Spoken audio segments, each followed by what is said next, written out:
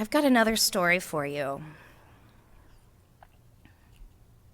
One day, there was a child playing on the beach, and they saw an elder in the distance. And the elder was sitting in a squatted position and seemed to be looking down. And as the child moved closer, they saw that the elder was drawing a perfect circle into the sand. "Hey, elder, how did you draw such a perfect circle?" the child asked. "I don't know. I just tried and tried again. Here, you try." The elder replied and slowly turned his head and looked at the boy. And the child took the stick, and the elder slowly walked away. The child, perplexed, began drawing circles in the sand. And at first, the circles came out too long or too wide or too crooked. But as time went by, the circles began to look better and better. He kept trying, and then one bright morning, he drew a perfect circle into the sand. And then he heard a small voice behind him. "Hey, elder, how did you draw such a perfect circle?" From the ancient wisdom of this Zen proverb to our hearts and minds this day, we give thanks. Have you ever tried to draw a perfect circle? I watched a few YouTube videos in preparation for this message. It is, after all, one of the largest archives of human demonstration and research on the planet. And I learned a few things while I was watching these various videos. First, I realized that there is a world competition every year for freehand perfect circle drawing. I saw one man in front of a classroom warming up, rounding his shoulders as he waited for the chalkboard to dry. And he had the piece of chalk in his hand, and a student was filming nearby with anticipation and disbelief. And the man, who I'm assuming was their teacher, placed the chalk on the board and then swung his arm around in a perfect circle. And the class roared in awe. It was exciting to watch and kind of thrilling to see a perfect circle just appear on the chalkboard. Another video presented a very clever hack if you want to draw it on a piece of paper. It suggested that you anchor your palm on the paper with your pen on the paper and then turn the page so you can form that complete circle. But that honestly doesn't really feel like drawing. That's creating a circle, making it on the page, but that's not really drawing. And in a way, this swipe isn't really drawing either. It's the people with the stick on the beach that are really drawing. It takes time. It takes kind of calculation and understanding. You can't rotate the sand to cooperate with your stick, right? You can't use that hack. And you can't even really warm up to know the consistency of the sand that you're going to deal with, what it's going to need from you to have a nice, perfect, solid swipe. So it's really not about the act of creating a circle, but the meditative practice of being with the materials, right?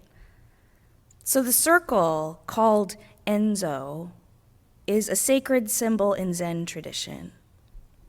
It's drawn using only one movement as this meditative practice in letting go of the mind, not thinking too hard, and allowing the body to just create, as this single simple movement allows for no modifications, just a circle.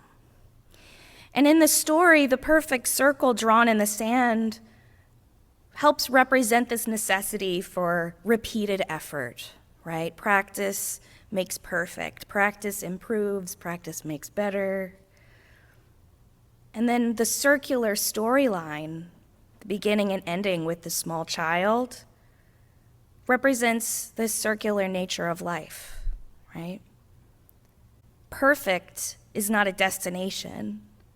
New beginnings emerge from practice. Practice creates new, wider circles. And life is made of circles, circles and cycles. And we become what we practice, expanding like water into wider ripples, becoming the ripple itself, perfect circles, if only for a moment. And I've preached before about the impermanence of progress. We can't simply widen our circle once so much that we won't ever need to widen it again. But we can practice the redrawing, however imperfectly, until it is wider. And perhaps we may receive the beautiful gift of the small voice of a child looking in on our practice to say, "Hey, elder, how did you come to draw such perfect circles?" James Baldwin, the prolific Black author and activist who died in 1987, famously wrote, "Not everything that is faced can be changed, but nothing can be changed until it is faced." We must bring ourselves down to the ground, down to the sand, curious, willing to do it wrong, willing to try again, willing to face the change that's needed, willing to continue drawing the circle wide. Change that I care deeply about may not come in my lifetime. Circles that I encourage to widen may not expand while I am still a part of them. Moral arcs of the universe that I hope to bend may not appear to budge while I have anything to do with it. Yet, nothing can be changed until it is faced. And nothing can be faced until we are curious. And nothing can be explored until we come to understand the words of the Black American Zen Buddhist priest, Reverend Angel Kyoto Williams, that inspired the illumination of our chalice this morning. Inclusivity is not, how do we make you a part of what we are, but how do we become more of what you are? Widening the circle is not a spiritual theme about increasing our tolerance.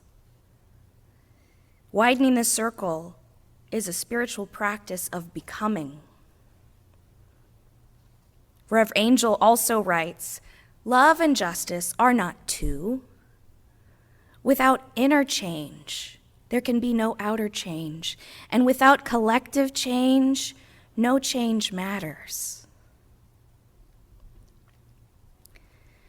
Rebecca Savage, who's spoken here before, the senior minister over at the UU congregation of Rockville, has this exercise she does with congregations and folks she mentors, like myself, to demonstrate the circle of influence. So I'd like to do that with you now. Make Rebecca proud. Everybody, reach your arms out as wide as you can. Just do a nice, good stretch. Oh, that feels good. Ooh. You can reach up, around, see how far you can get. Ooh. Now, once you feel like you've achieved that, I want you to bring your hands in together and interlock them. Interlock those fingers and make a circle with them. See if you can make a perfect circle, right? How perfect can you get it? Now this, friends, this is our circle of influence. That's it. Everything inside this circle, we have the power to influence.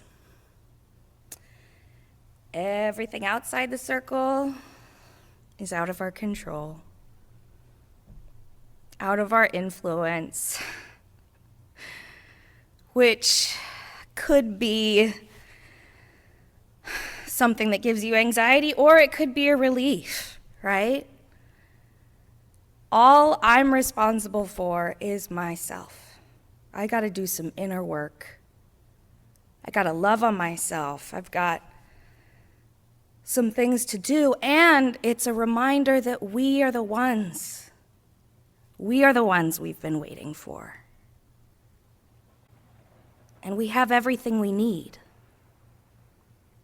We do, because love is infinitely expansive.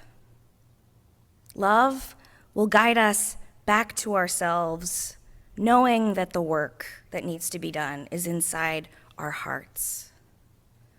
It's that inner change that makes the outer change, and the outer change that ripples out like perfect circles, like fractals, repeating themselves in iterations of change. In another of his writings, The Fire Next Time, from 1963, James Baldwin wrote, "Love takes off the masks that we fear we cannot live without, and we know we cannot live within." And I use the word love here not merely in the personal sense, but as a state of being or state of grace. He says, not in the infantile American sense of being made happy, but in the tough and universal sense of quest and daring and growth. 1963. Just like the prophetic words of the Zen parable, these words are alive and on fire nearly 60 years later. Perhaps this is what James Baldwin called the fire next time. Baldwin does not settle for cheap grace or puppy love on Valentine's Day. Baldwin calls us to revolutionary love. Tough and universal love, he says, that sends us on a daring quest of transformation. And love invites us to take off those masks that no longer serve us or the wider circle. Love invites us to remember, to know in our bones that we cannot truly live from behind those masks. We cannot be in relationship with ourselves or others from behind those masks.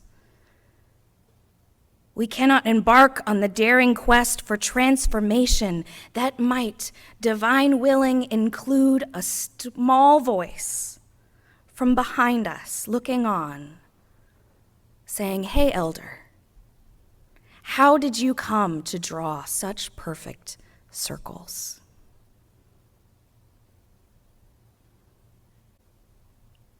Blessed be. May it be so, and amen.